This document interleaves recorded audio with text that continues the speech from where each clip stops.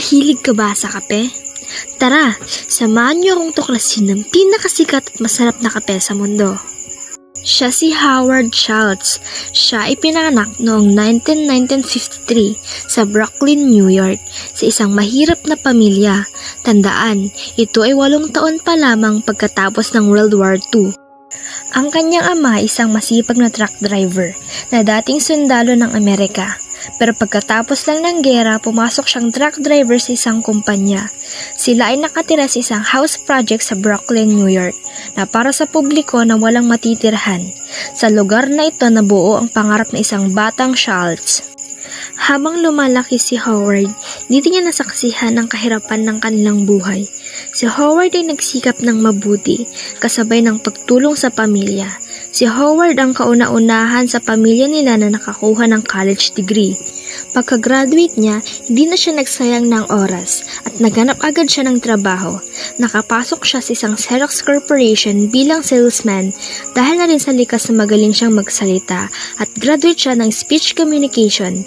Nakatulong ang mga skills na to para maging successful siya bilang salesman at siya ay na-promote agad. Lumipas ang mga taon, siya ay nag-resign sa Xerox Corporate at lumipat bilang general manager sa isang Swedish company na manufacturer ng coffee maker.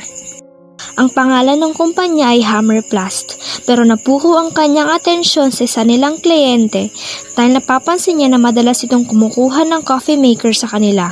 Ang pangalan ng maliit na kumpanya ay ang Starbucks Company. Dito siya nagtataka, bakit ang daming kumukuha ng coffee maker at plastic cone filters ang maliliit na kumpanya na ito. Kaya naintriga siya at binisita niya ang Starbucks sa Shuttle, USA. Noong unang kita niya sa loob ng shuttle, na-inlove na agad siya sa lugar. Pagpasok niya sa loob ng Starbucks, bumungat na agad sa kanya ang masarap na amoy ng nilulutong kape.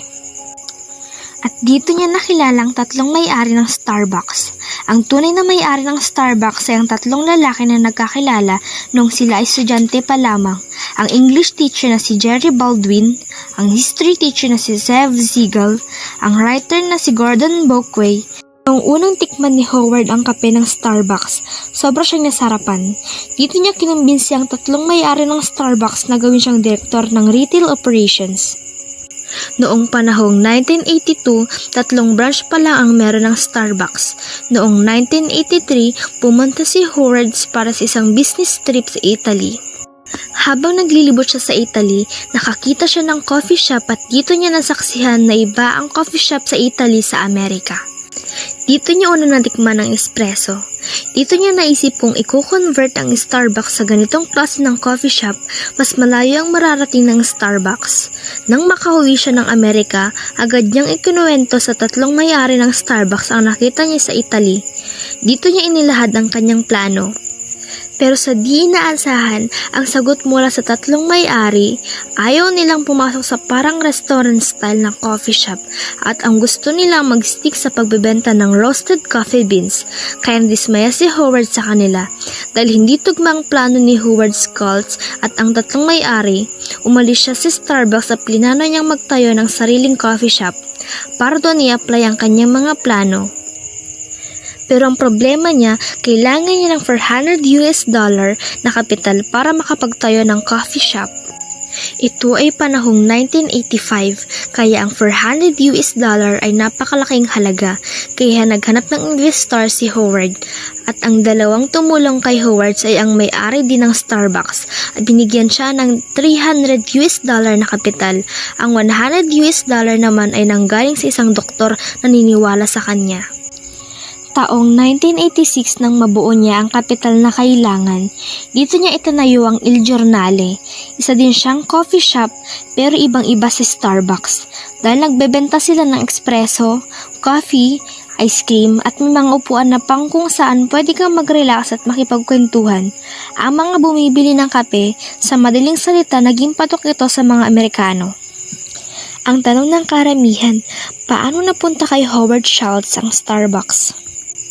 Pagkalipas ng 2 taon, nang maitayo niyang Il Giornale, At nakita din nila na pumatok ang plano ni Howard kaya naisipan nilang ibentang Starbucks kay Howard sa halagang $3.8 million. Nang malaman ni Howard na ibebenta sa kanyang Starbucks, hindi na siya nagsayang ng oras at naghanap siya ng kapital para bilhin ito.